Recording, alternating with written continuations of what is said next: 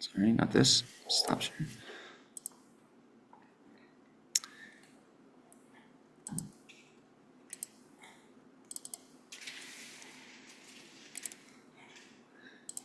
So coming up, Amir Hashem, this Shabbos is a very special day on the Chabad calendar.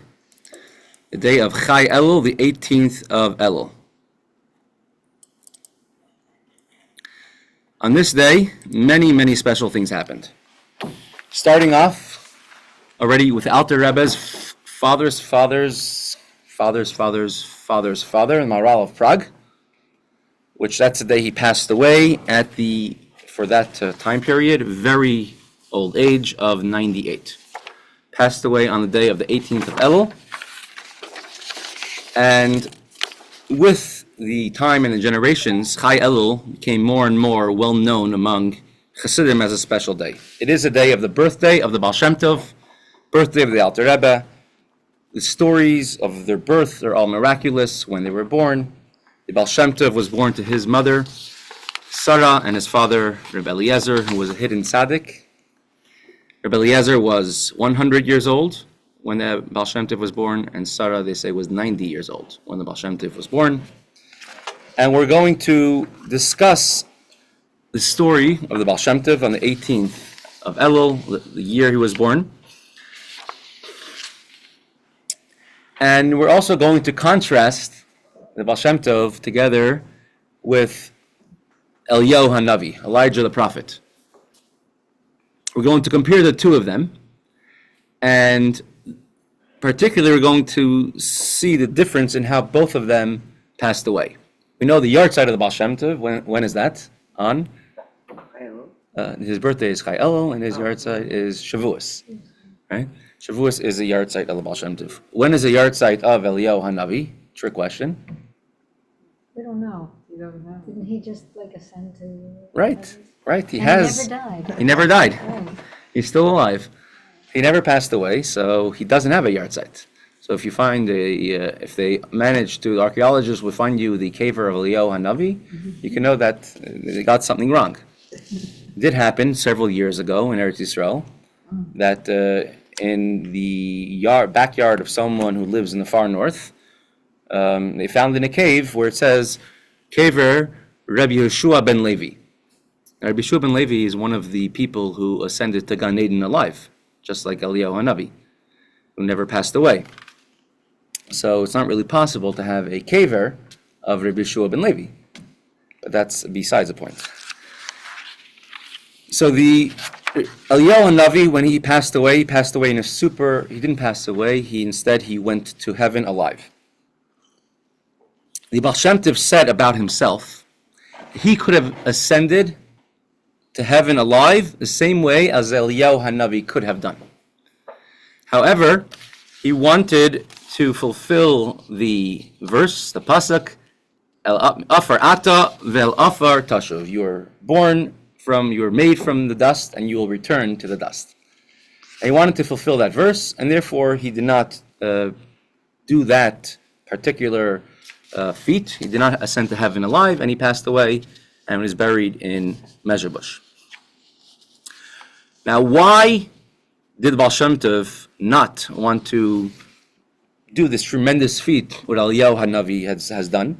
Until today, Eliyahu Hanavi comes and rescues and helps whenever Jews, whenever the situation warrants it. So why did the Baal Shem Tov not want to do that?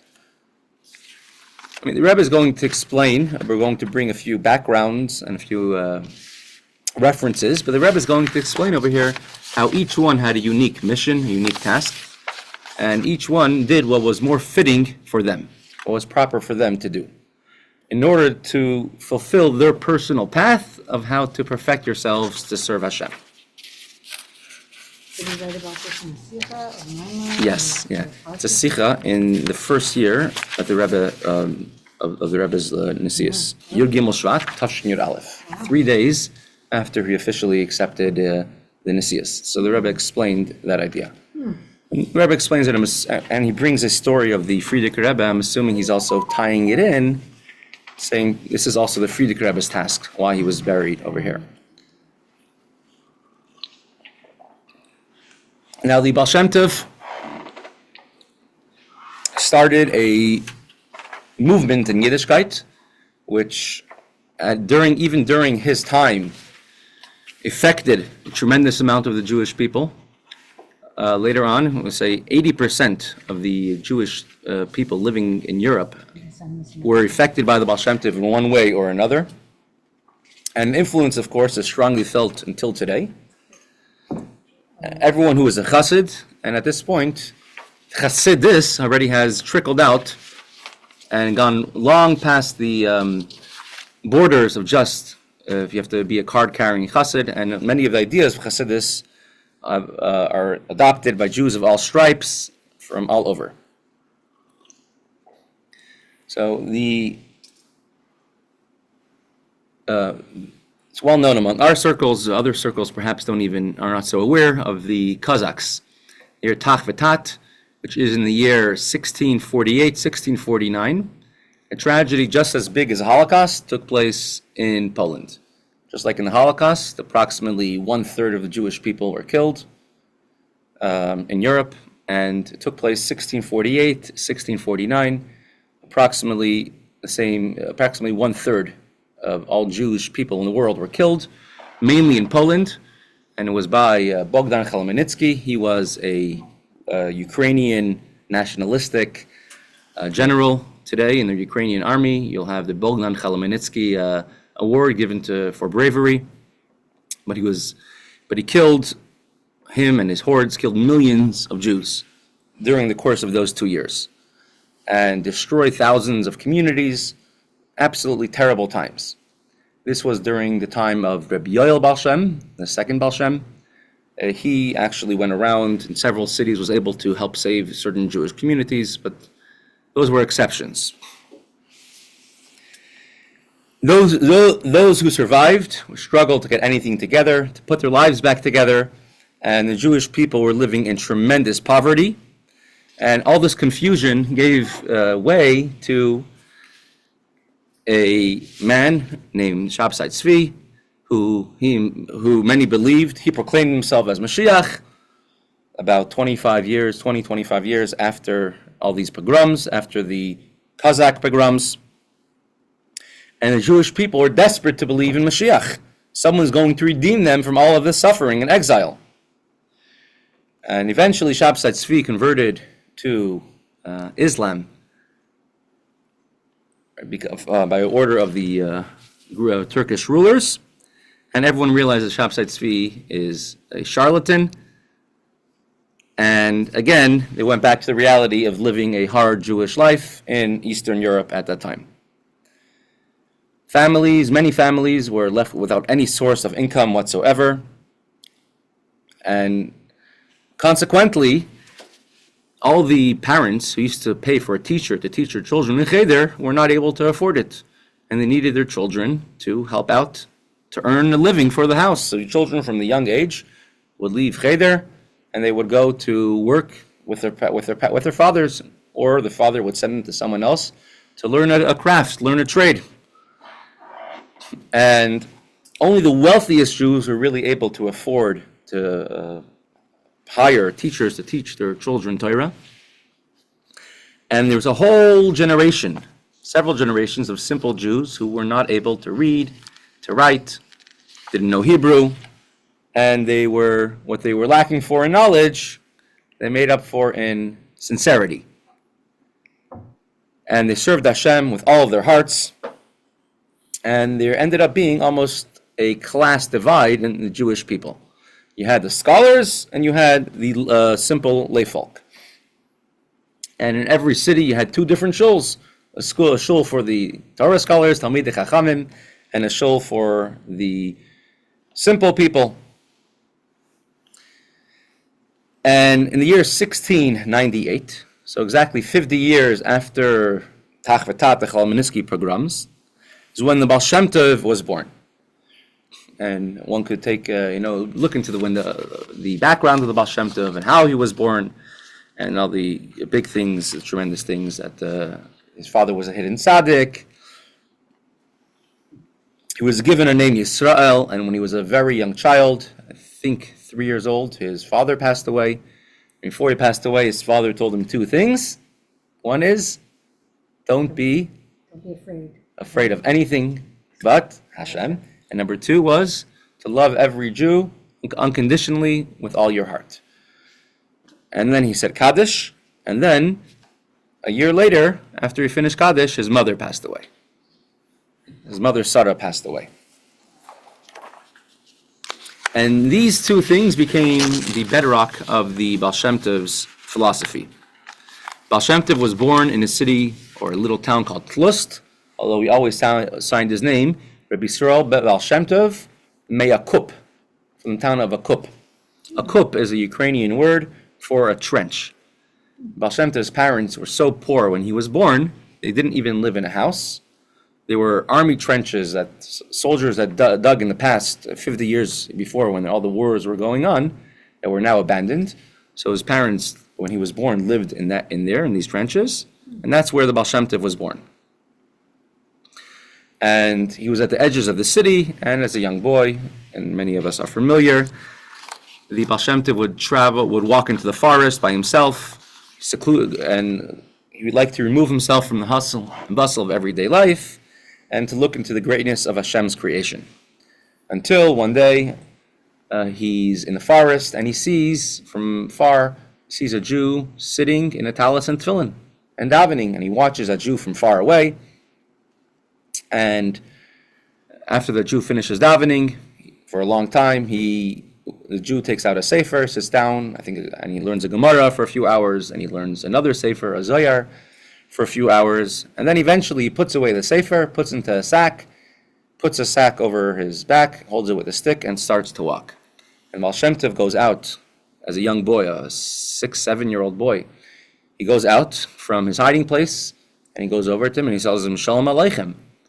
And the person answers back to him, tell me, young boy, you're not afraid to be in the forest alone by yourself? And Baal Shem Tov tells him, my father passed away, and before he passed away, he told me I should not be scared of anything besides Hashem. I am not scared. This person asks him, are you the son of Rebbe Eliezer? And he says, yes. So he says, come, let's sit down together and learn. And together they learned Chumash Bereshis with deeper explanations, deeper meanings. Later on, Baal Shem Tov continued with him, followed him, and he introduced the Baal Shem Tov to this circle of hidden tzaddikim. He says for 2 years, he didn't even know who this person he was walking with, what his name was. And as time goes on, Baal Shem Tov, at his bar mitzvah, was already accepted among the circle of the hidden tzaddikim. And their task was to go around from place to place, town to town, and to give positive reinforcement, positive encouragement to all the Jewish people, encourage them to learn Torah, encourage them to make a bracha, encourage them to daven, to give tzedakah. And when the Baal Shem Tov was 16, that's the first time the Baal Shem Tov writes that he was merited to see Eliyahu Hanavi alone. He says in the past he was merited to see Eliyahu Hanavi only when he was with his teacher or other of the hidden tzaddikim. When he was 16, it's the first time he saw Eliyahu Hanavi alone, and for 10 years he learned personally with Eliyahu Hanavi, and he learned all about the Pirush explanations of davening and the effect that the davening, the prayers of a simple folk, a simple person has. And just as an example, there was, during the times of the Baal Shem Tov, a certain magefa, a plague that was going around where unfortunately many women were not able to were losing their pregnancies, they were miscarrying, and in one city it didn't happen, and Baal Shem Tov explained is because in that particular city there was a very simple person who barely was able to read Hebrew, and he was finishing, and he was davening Shemini Esrei, and he would say Mevarech Hashanim, he would mispronounce it, and would say Mevarech Hanashim, Hashem who blesses a woman, and that brought down tremendous brachas for that city. And he used to go, Baal Shem Tov would travel from city to city, place to place, trying to find simple Jews. How are you doing? In order to elicit the Baruch Hashem. And bring Hashem to be on everyone's lips. And Baal Shem Tov was installed by the other hidden tzaddikim to be their organizer, and he organized all tzaddikim, hidden tzaddikim, to each one an area and a task. And this continued for 10 years until Baal Shem Tov. So on Chai Elul, Baal Shem Tov was born. Chai Elul, on his 16th birthday, Eliyahu Hanavi revealed himself to the Baal Shem Tov. 10 years he learned with Eliyahu Hanavi. 10 years later, on Chai Elul, the Baal Shem Tov had another teacher who started to teach him, who was a teacher of Eliyahu Hanavi. Achia Shiloni. Who was Achia Shiloni? He was actually a Jew who left Mitzrayim, who left Egypt. One of the 600,000 Jews who left Egypt. I think he was actually a young child then. He was on the Sanhedrin of Shlomi HaMelech, and he was the teacher of Eliyahu Hanavi. He's one of the prophets, and he's in the tradition of Torah. From Moshe Rabbeinu, he's one of those who was one of the chains of the tradition of Torah. And the Achia Shiloni taught the Baal Shem Tov all the secrets of the Torah for a period of 10 years, from the age of 10 to the age of 26, beginning with Chumash Bereshis, going on to Chumash Devarim, the end of the Torah. 10 years later, he finished Parshas of Zos HaBracha, and now the Baal Shem Tov, for, it says, 6 years, he was resisting an order, command by his teacher, Achia Shiloni, to reveal himself. Don't be a hidden tzaddik anymore. And this is your purpose and your mission. And Reb Adon Baal Shem was sending letters to him. He says, Reb Adon Baal Shem was a previous Baal Shem, telling him this is the entire purpose of your being born to this world was to reveal yourself. And after 6 years of long, intense pressure to reveal himself to all the Jewish people, the Baal Shem Tov agreed, and and what exactly the process was, I'm not sure. It says he went into a marketplace and started speaking, and everyone started gathering around him. And at this point, the Baal Shem Tov settled in the town of Mezhebush, and he ushered in a total new era of thought, of focus. Now, the Baal Shem Tov had his students were called the Chevraya Kadisha, the men of the Holy Brotherhood, some of the greatest Torah scholars of the time, and it was limited to only 60 members. And so 60 unique and Torah scholars, Baal Shem Tov would teach them Torah, give a Shiur and Gemara and deep Mefarshim, Rishonim, Achronim. And at the same time, the Baal Shem Tov loved every single simple Jew. He would say there's no such thing as a simple Jew. Every Jew has a neshama. And you could imagine, perhaps because of Baal Shem Tov's popularity, this class divide, the elite class, the scholarly class, were saying that you're giving excitement to the non-scholarly, the ignorant class, those who don't know, and they're listening to many of the things Baal Shem Tov says about neshama, and Baal Shem Tov was known as, he made many miracles, he performed many miracles, that's what he gained a reputation. And they thought that perhaps the Baal Shem Tov is now trying to maybe make a second Shabtai Tzvi movement and get the common folk to join him and go against the Torah. And any hint of Kabbalah right away got the anger or the ire of the Torah scholars. And many of stories, there was opposition from Torah scholars against the ways of the Baal Shem Tov. Of course, there are many stories of the Baal Shem Tov, Kvitzas Haderech. His passing, we'll touch on it very short, in order to cover some ground. Baal Shem Tov passed away on Shavuos in the year of 1760, Tafresh Chaf. He passed away on Shavuos. I don't think he was sick before he passed away, except for the day he passed away.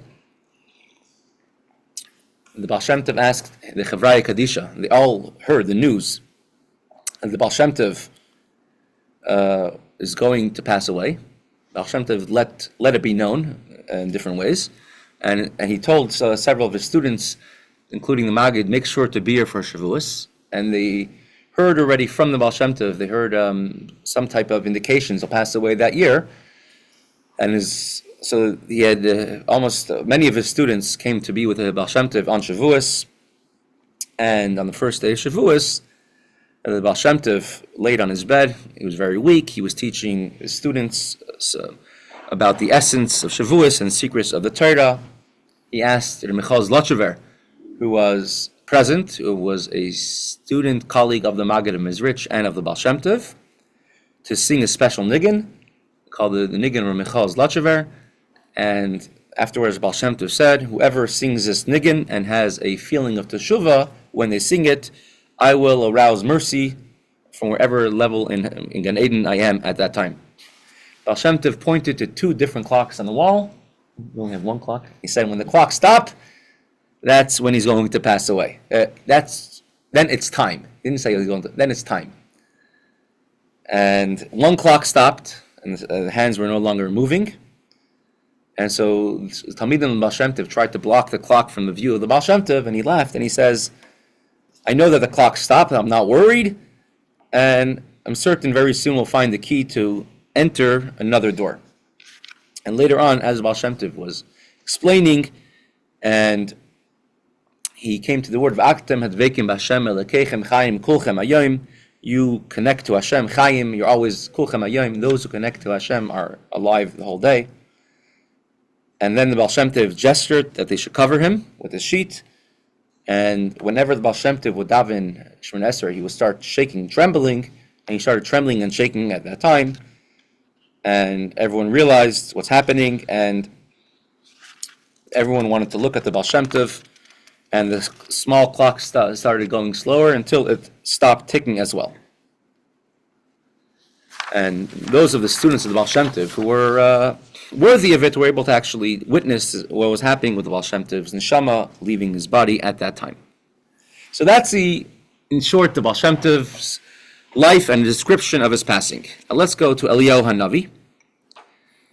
Elijah the prophet, source 1. Let's try zooming in over here. It says, Vayelech Eliyahu ve'Elisha min ha-Gilgal. I hope everyone can see it on the screens over there. I don't have the ability to zoom in when I'm in a slideshow like this. Can you see it? Oh. You can see it? Okay. I have a copy, but I'm Do saying we have a everyone on copy? the screen. We're fine. Yeah, everyone has everyone watching on the screen. This is the end of the, not lifetime, the end of the period of Eliyahu Hanavi. V'yelech Eliyahu v'Elisha min Gilgal. Eliyahu's prized student, his name was Elisha. Vayomer Eliyahu el Elisha. Eliyahu told Elisha, Shavna pai, please stop over here. Ki Hashem shlachani at Beis Kel. Hashem told me to go to Beis Kel, and he knew that he's going to leave from Beis Kel, and he didn't want anyone to be with him. Elisha told him, Chai Hashem v'chei nafshach im ezevcha. He made a oath, I will never leave you. He will never leave Eliyahu Hanavi. Vayedu Beis Kel, and they went together to Beis Kel. He did not want his student Elisha to see what's going to happen. Elisha told him, Shevna pai, ki Hashem shlachani Yerichai. Stop over here, because Hashem told me to go to Yerichai. And Elisha said, Chai Hashem v'chai nafshach im ezvach ezveka v'yavo Yerichai. I will not abandon you. And they came to Yerichai. And they continued a third time to Yerichai. Eliyahu told Elisha a third time, Shevna pai, stay here, stop by Yerichai. Ki Hashem shalchani hayardena. Hashem told me to go to the Yarden, to the Jordan River. And once again, Elisha told him, Hashem nafshach ezveka. I will not abandon you. And they continued going together. And as they were walking and talking, v'hine lechev eish v'susei eish. Suddenly a fiery chariot, fiery horses appeared. V'yafridu ben shenayim, and they separated between Elisha and Eliyahu Hanavi. V'yal Eliyahu bas'ara hashemayma, and Eliyahu went up to heaven in a whirlwind. V'Elisha Raya, and Elisha, his student, was seeing Mitzayik, and he was crying out, Avi, Avi, my father, Rechev Yisrael Farashav. The chariots of the Jewish people and the riders all were riding, dependent on Eliyahu Hanavi. But later, he no longer saw Eliyahu Hanavi. And he took hold of his garments and he tore them into two pieces. He picked up Eliyahu's mantle, his garment that fell down from Eliyahu Hanavi, and he stood on the banks of the Jordan. When a person finishes their task in this world, so the part of the neshama, of the soul that was in the body, parts ways with the body. And the neshama returns to its source. Eliyahu Hanavi did not pass away in such a sense. Rather, he passed away, and perhaps this will work better. Yeah, go like this so everyone could see this on the screen better. When Eliyahu Hanavi passed away, his soul and his body went up to Shemayim together. Mm-hmm. Right, that was the difference of Eliyahu. And we don't see this anywhere else in Tanakh. And in Gemara we have about Pinchas, Rabbi Shua ben Levi. But besides for that, we don't find anybody else who went up to heaven alive, besides for Eliyahu Hanavi. And he has a whole slew of missions to do ever since then. And we'll touch upon those, God willing, soon. What time do we go until? We started 15 minutes late, I know. Because, What about Sarah ben Asher? Did she die? she passed away after they came to Eretz Yisrael. I think she's buried in Tiberia. Oh. You know the cave Mahos in Tiberia? You have Tzipora, the wife of Moshe Rabbeinu. You have Bila and Zilpa. You have, who else is there? Several other, Yeah, definitely. Yocheved maybe? It's surprisingly, it's out a little bit off of the main roads in Tiberia. So Eliyahu was the only one who, I thought there was like a few of them. Who went up to Shemayim alive? Pinchas is Eliyahu. He's Right. Eliyahu. Did he die too? Did he? Or he didn't die? Up for discussion if Pinchas is Eliyahu physically or spiritually. If he is him physically, then he did not die. Otherwise, he did pass away. Because Eliyahu came from Shevet Asher. Some say he came from a different Shevet. The Gemara calls Eliyahu a Kohen. Says a Tana saw him in a cemetery. He asked him, "What are you doing? What's a Kohen doing in a cemetery?" So there's, I guess, discussion. Mefarshim and Drashim, was Eliyahu the same person as Pinchas? Yedua Maimer Baal Shem Tov, page number 4. It's known that Baal Shem Tov's famous saying that he said, "Shahaya b'yechaltoi, la'les b'sa'ara hashemayma." This is in the Sefer Shivchei Baal Shem Tov. The Rebbe Rashab in Taf Reish Ayin Beis has explanation about the statement of the Baal Shem Tov, but he had the capacity, the ability to do the same thing that Eliyahu Hanavi did, to go up to heaven alive. Ratza sheyeh etzli inyan ki afar ata vel afar tashav. He wanted to experience that you are dust, and to dust you will return. Kivan sheyeshna maila beinyan afar tashuv.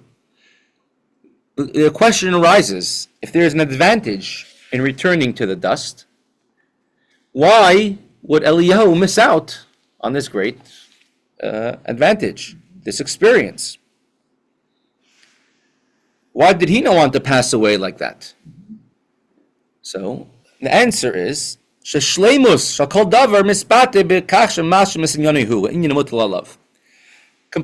is not when you do someone else's job.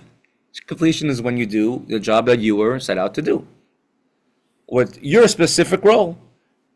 Move on. For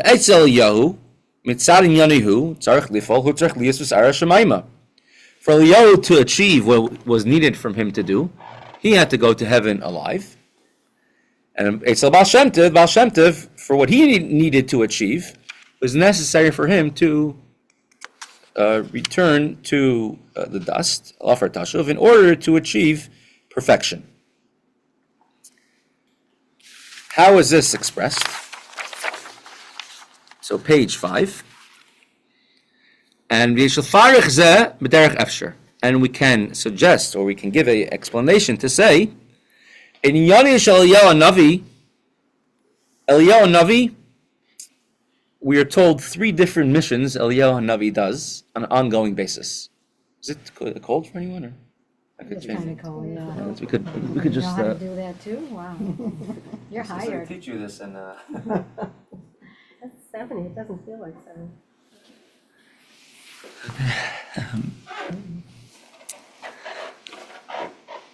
idea, Eliyahu Hanavi, one of his missions is to come to every single bris milah, to come taste a little bit of the wine from every single person's seder,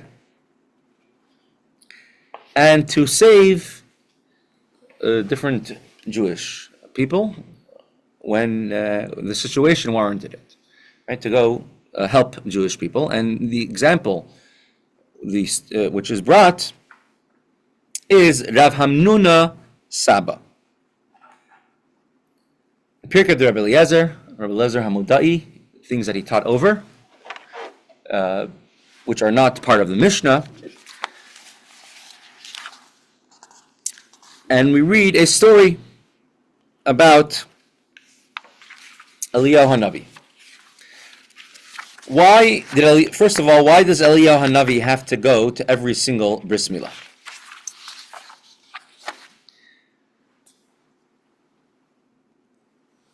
So, talking about divisions among Jewish people, what was one of the first big divisions when after Shlomo HaMelech passed away, we had the 10 tribes and the 2 tribes, right? 2 kingdoms, the kingdom of Yehuda and the kingdom of Yisrael. Until that time, all the Jewish people would make a bris milah for their son. Once they divided into 2 different kingdoms, and Yeravam ben Nevat was the king, and he was an idol worshiper. He stopped anybody from going to Yerushalayim, to the Beis HaMikdash, and he outlawed bris milah. Whoever was caught giving a bris milah to their children was put to death. So he banned circumcision in the entire 10 tribes. But he was still a Jewish king. Right. He's still a Jewish king, and as a matter of fact, he was a tzaddik before he became a king. Why did he do that? That's why Chia Shiloni appointed him as a king. I mean, why? I mean, perhaps whoever is greater has much greater tests, greater temptations. He was scared in the beginning that if people go to Yerushalayim, to the Beis HaMikdash, they're going to want to return to the kingdom of Yehuda. So if he's going to prohibit them from going to Yerushalayim, then they're going to be his subjects. And then people still wanted to go to Yerushalayim, so he built his own Beis HaMikdash, or he built his own altars. But you can't build an altar, you can't build a Beis HaMikdash for Hashem unless you have a Navi, a prophet. So he built it on his own. And then what should he fill it with? He filled it with idols, and so on and so forth. Maybe that's when he did this ban bris milah. Why? Because you're not allowed to go to the Beis HaMikdash if you don't have Oh, bris milah. perhaps. that's Oh, good. very good. Thank you, Cyril. That's a good one. Oh, right. Thank you. Mrs. Backman said that. Yeah, you're not allowed to go to the Beis HaMikdash if you have a bris. If you don't have a bris. So perhaps that's why he banned bris milah, so no one could go to the Beis HaMikdash even if they wanted to. Amad Eliyahu, and then during the time of King Achav, Eliyahu Navi rose. Zocher Latoiv, may he be remembered for good. The Kina Gedola, and he was called a zealot, just like Pinchas. He was a zealot for Hashem. V'nishbal Hashemayim shloy lahoyre tal u'mator ala aretz. We all learn a Navi. He swore that there will be a drought in the land. Will not be any rain coming to the land. V'shama Yizebel, and the wicked queen Yizebel, queen of Achav, heard this. Viksha Laragoyse wanted to kill him. Amad Eliyahu Uvarach me'eretz Yisrael v'nimlat. And she was a real idol worshiper, right? She Correct. wasn't even Jewish. I don't think she even converted at all. Correct. And this is actually, the story even happened after the story with Eliyahu Bahar Carmel, Eliyahu and the prophets of the Baal, and when the water finally came down and started to rain, when all the Jewish people did teshuvah, and now suddenly all the prophets of the Baal and all the false prophets of the Baal, finally, and the Jews destroyed all the altars of the Baal, and all the Jewish people returning to Hashem.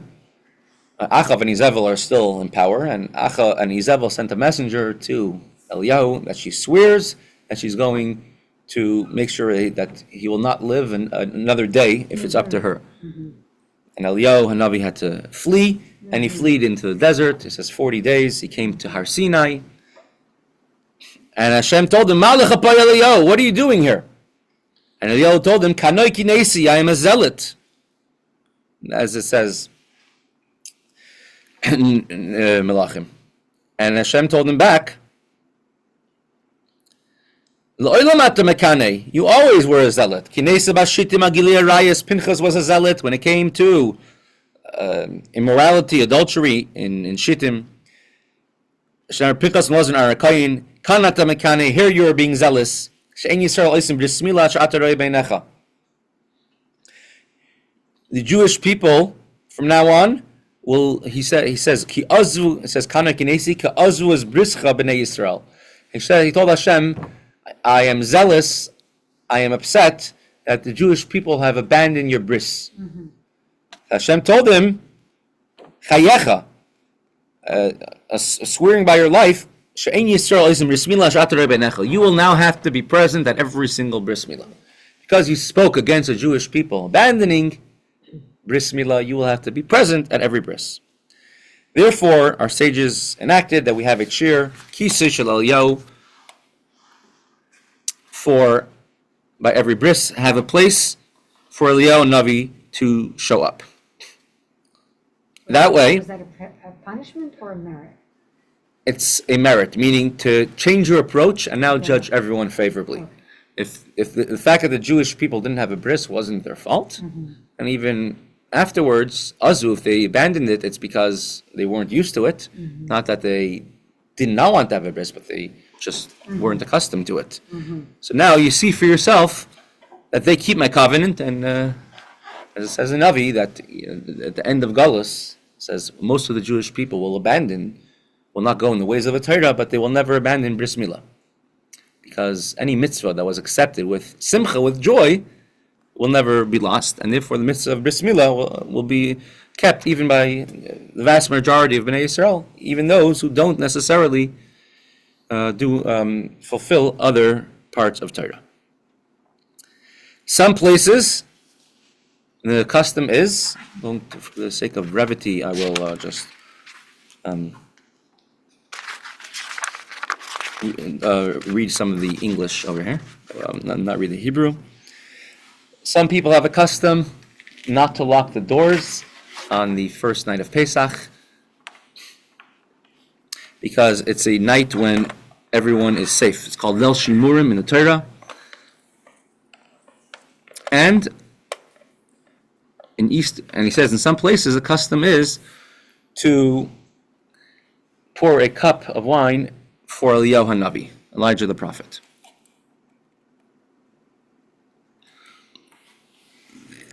It's interesting, it wasn't necessarily around 1,000 years ago. It's become more of a recent custom. They used to have a 5th cup of wine that they would pour for every individual person that would not be drunk, and then they would pour it back. Now we pour 1 cup of wine for Eliyahu Hanavi, not for every individual, and it's, as Rebbe brings all the sources and explains it, is because the 5th cup of wine is to commemorate the 5th language, the 5th word of Geula, 5 terms of redemption. However, as we're getting closer to Mashiach, to Geula, now we're commemorating what's going to be Eliyahu Mevasar, Eliyahu who will announce the coming of Mashiach. What's the 5th word? V'hivesi, I will bring them. Oh. Which didn't happen completely yet. That's only when they entered Eretz Yisrael. Right? One reason for both customs, because on Pesach we celebrate going out of Egypt, and we also express our faith and our optimism that Eliyahu Hanavi will come to announce the coming of Mashiach. Now, Reb Shimon Bar Yochai, if you talk about classes, once again, he was in a class of his own, but not a class that was an elite class of separate from everyone.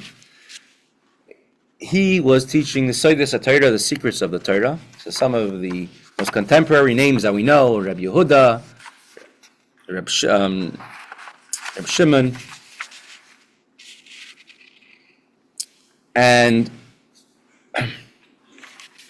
he had a small elite group, which he would teach them Soides HaTorah, the secrets of the Torah, the Kabbalah. And they're called the Idra. Idra means like a conference where he would teach them. And one of the people who will come join in the learning was none other than Eliyahu Hanavi, who will come to join in the learning under Reb Shimon Bar Yochai, living, I don't know how many, almost 700 years later. What? Shem Bar Yochai was after the destruction of the second Beis HaMikdash. So how old was Eliyahu Hanavi at that time? Eliyahu Hanavi was during the time of the first Beis HaMikdash. It was like he was 700 years old. You said? About, let's say. And if he was Pinchas, he was even older. Okay, wow. And one time, Eliyahu Hanavi came late to class. Now, if you've ever been a kid and teacher asks you why you came late to class, I'm sure you've come up with creative excuses. But the Shem Bar Yochai excuse that he heard from Eliyahu Hanavi I don't think has ever been topped yet in history. While Eliyahu Hanavi was late. Okay, why was he late? So this is page 6 in your sources, in your copies over here. Shimon said, "Why has Eliyahu Hanavi not showed up yet to us when we are learning these holy matters?" This is in the Zohar Idur Rabbah. At that moment, Eliyahu Hanavi appeared, and the rays of light illuminated his countenance.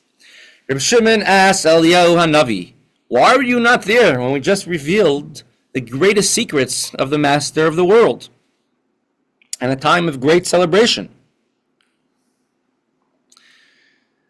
And Eliyahu Hanavi answered him, "Rebbe, I promise, I swear, that I really wanted to come. And not just that, you should know that when you were teaching in heaven, they were preparing for it for a long time. And already 7 days before you were teaching the Idra, these deep secrets of the Torah, all the souls of the righteous and the angels who were going to be present at this conference to hear these secrets of the Torah were already selected in heaven.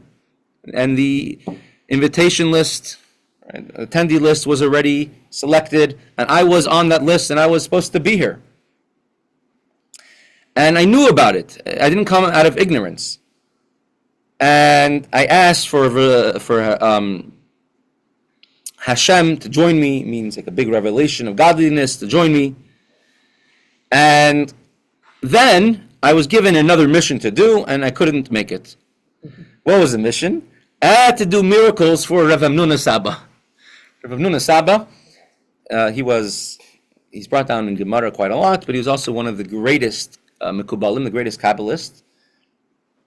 Taylor Ibn Chunya ben Akana, him and Ibn Chunya ben Akana are counted as the greatest of those who taught the secrets of the Torah.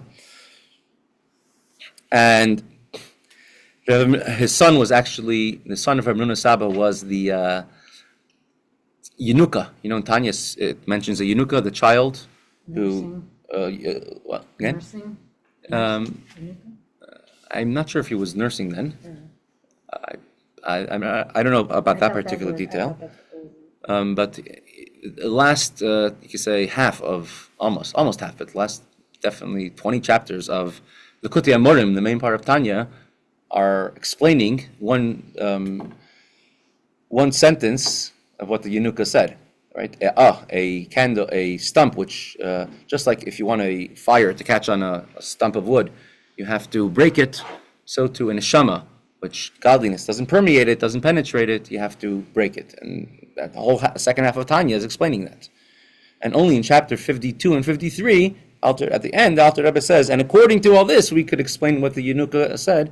This, so he asked back in chapter 28. And that was a son of Rav Hamnuna Saba. At a very young age, he was already saying Nevi'ah, saying prophecy. So Rav Hamnuna Saba, and he and his colleagues were imprisoned by the Romans. And whether it was a Roman or was a Roman vassal of the place where they were, and they were chained in the king's palace, and Eliyahu Hanavi made a miracle to save them, that he toppled the wall of the king's catacombs of his dungeons, and they were able to escape. Some people were buried under the ruins. 45 guards and officials were killed under the ruins when the building collapsed. I brought Rav Hamnuna and his colleagues outside of the city. I brought them kfitas hadarech, what Baal Shem Tov would do, making a very quick journey. I sped up their journey. We came to Bikas Oinei, the Oinei Valley, and they were all saved. And they had not eaten already in 3 days because they apparently didn't feed them. It wasn't in the budget. And of the prison, he brought them bread and water. And I was with them. I did not leave them the entire day that you were teaching the Idra, the secrets of the Torah. I did not leave them. And how is that for a good excuse why to come late? Wow. So this story is from the Zohar? Yes. Wow. It's in the Idra. I In the never Rebbe. heard that story before. Did you? Did you know that story? The Rebbe So my brought question's like this. Eliyahu Hanavi, one of my good memories growing up from going to the Seder in my grandparents' house in Crown Heights on Empire Boulevard. When we would go out for Eliyahu Hanavi to open the door for Eliyahu, we would go down the steps to the street. And all the houses on the street, people about the same time were doing the same, we're all coming out, and this person's singing that niggun, and that person's doing this. And there's one house, which I remember one of their neighbors was always like a half hour when they were outside singing and dancing. And it was almost like a whole block type of experience. So many people are having a Seder, and they're opening the door for Eliyahu Hanavi simultaneously. I'm sure by the time he gets to Pittsburgh, he's a little tipsy from all the stops, starting from Australia and so on, and Eretz Yisrael, Israel, and Europe. How is he able to be in so many places at the same time? And if he could be in so many places at the same time, so why couldn't he be in 2 places at the same time by the time of the Idra Rabbah? He was alive then, right? He's alive now too, right? No, but he was really alive then, right? He hadn't. This is after he had gone up This to was heaven. after he got up. Yeah. Oh, okay. So how come now he could be in 2 places at once? Bris milas take place all the time all over at the same time. He's at many brisim all at the same time. So how could he could be at many bris milas at the same time, but he can't be together with Shimon Bar Yochai, learning the Idra and saving Rav Hamnuna Saba at the same time? Why can't he do that? And the difference is because when he attends a bris milah circumcision and when he attends the Seder, he comes in a spiritual way. And when he said Rav Hamnuna Saba, he had to become in a physical body. And in the physical body, he could only come in one place at a time. So that's why he cannot be in 2 places physically at the same time. He couldn't be physically with the Shimon Bar Yochai, and physically, he couldn't be at the Idra.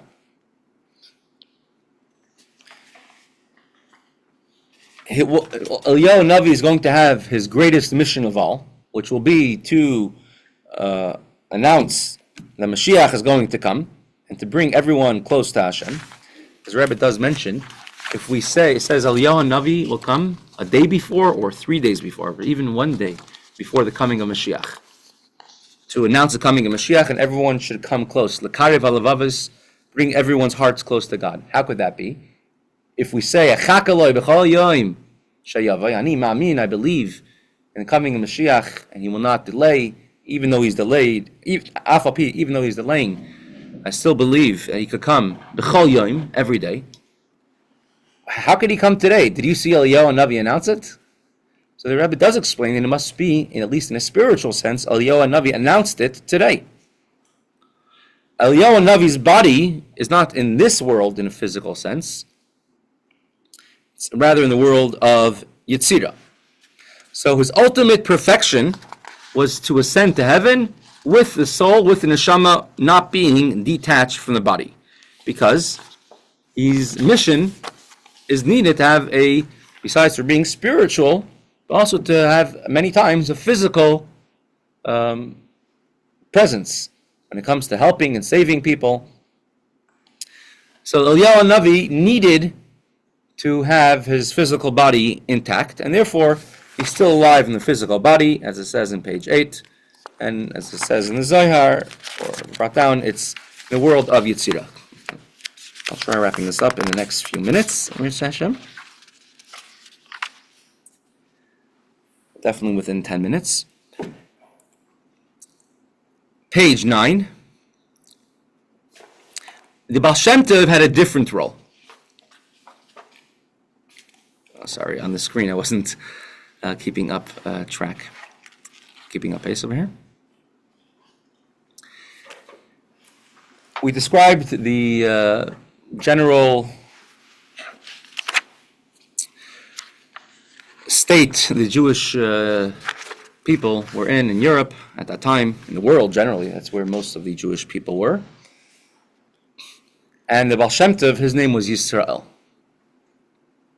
And his name, Yisrael, Jewish people, he was there to be a wake-up call for the Jewish people. Al derech hamas aleph, similar to somebody who faints. If you call their name in their ear, and you're able to wake them up. The state of the nation was similar to a person who fainted and lost consciousness during the times of the Baal Shem Tov. The Jewish people were in a very precarious state, in knowledge of Judaism, in morale. And one method to bring a person back who fainted is to call their name.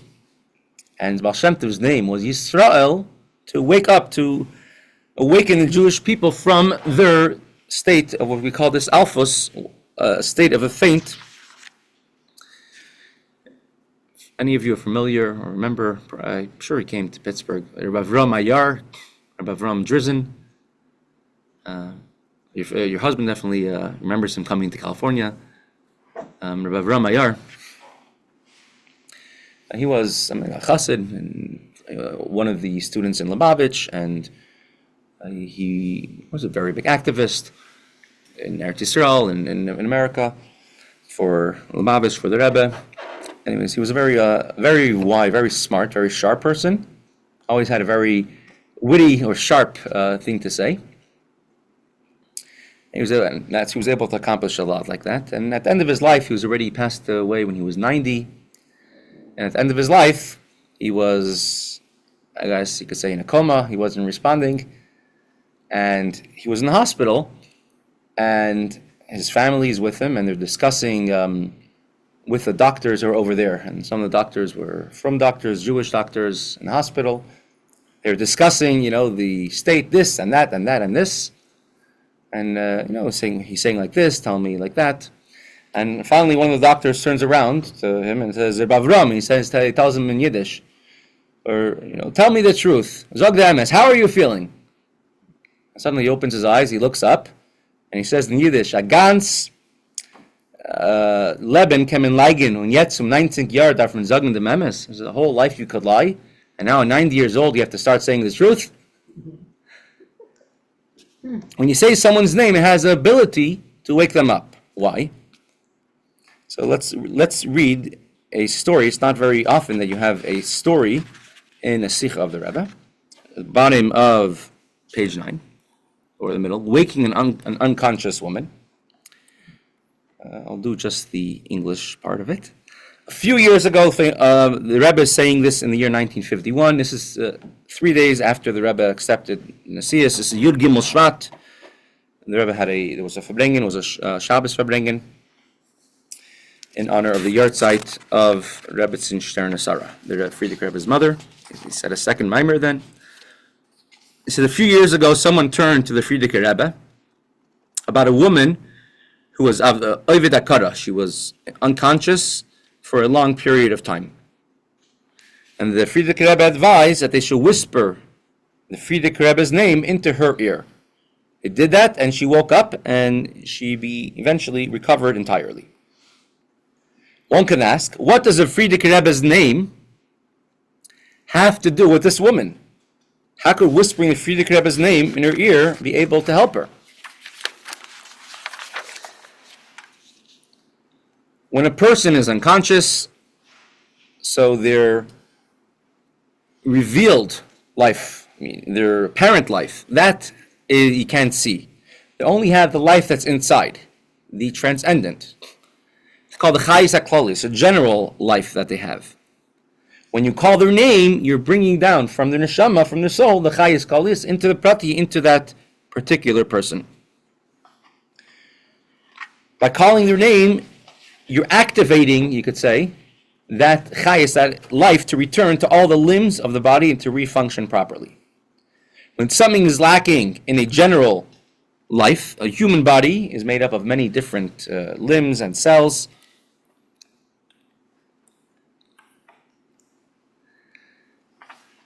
Every part of the body has a certain role to do in the body, and but they do exert influence over all parts of the body as well.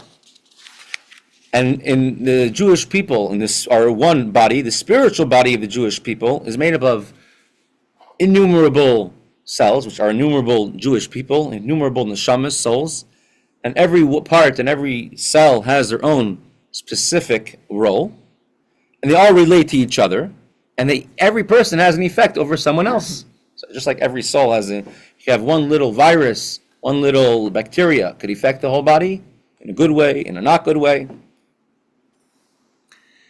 And every person has a neshama, and it could affect every single other individual Jew in the entire world.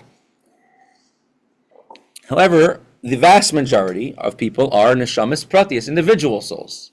You have a neshama klalius, a general soul, a father soul, a general soul, which is everything. All the other neshamas are derivatives. These are rear neshamas, which have a special spiritual koyach power. Just like the heart and the brain are connected to every part of the body, and as a result, every part of the body is able to get commands, do this, do that, from the heart and from the brain. So you have a neshama klal, a general soul, which this general soul has to be a neshama, very special spiritual neshama, completely batal, completely nullified, subservient to Hashem. And they are conduits to bring chayis, to bring life to everyone else, every other Jewish person. And you need a bracha, you need a blessing, you need to get some chayis, it comes from there. So whispering the name of a Rebbe, who is a neshama klali, is a general soul, brings chayis to every single neshama, and we are on page 10, the last page. And this is true of the individual and true of the nation as a whole. When Baal Shem Tov's soul came down to the world to stir, wake up everybody from their state of apathy, from their state of faint, how did one person have the ability to do that? Because his neshama was a neshama klali, was a general neshama, general soul, and connected to every single neshama of his generation, and is able to call every Jewish person by their name, Yisrael, and invigorate them with holy energy, with holy joy, bringing them out of the state of faint or of apathy. And the mission of the Baal Shem Tov was to awaken the entire Jewish people. He wasn't only a Rebbe of the Chevraya Kadisha, of the Holy Assembly, of the 60 greatest students of the Baal Shem Tov. He wasn't only the Rebbe of those. He was a Rebbe of every member of the Jewish nation, the illiterate, even the lowliest members of the Jewish nation. He reached everybody, and even those pull down in some of the lowest places, and to express their connection with Hashem. So therefore, the Baal Shem Tov wanted to return to the dust. He wanted to end his journey, and he needed to end his journey in a regular way of passing away with his body buried in the earth, to reach Jews on the lowest level, which is represented by being in the earth. So he wanted to undergo the same journey that even the simplest Jew undergoes, in order to be able to reach them at all stages, whether during their lifetime or also after their lifetime. And since, the last words, Kivin shezehu inyan shel Baal Shem Tov, very move on, shedafke bekach hu hashleima sheloi. Since was the Baal Shem Tov's life mission, is clear that this is the ultimate state of completion for him. So what is greater, rising to heaven like Eliyahu or being buried in the ground? What's the answer? Each to his own mission. Excellent. Depends on who.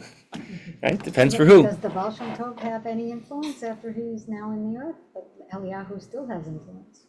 The Baal Shem Tov, I think, is having Chassidus is Chassidus of the Baal Shem Tov, so he has an influence in that way. But not in the same way as Eliyahu Hanavi, that Eliyahu Hanavi comes to every bris, or he'll come to rescue people. And you hear stories of Eliyahu Hanavi in the Holocaust, or these different things, different anecdotes. You don't hear that same thing about the Baal Shem Tov, like you hear that about Eliyahu Hanavi. But I guess you're right, it was Chassidus who had an Right. still has an influence. Did the Maharal of Prague have that general soul also? They say so, yeah, in his generation, definitely. Shkech, thank you.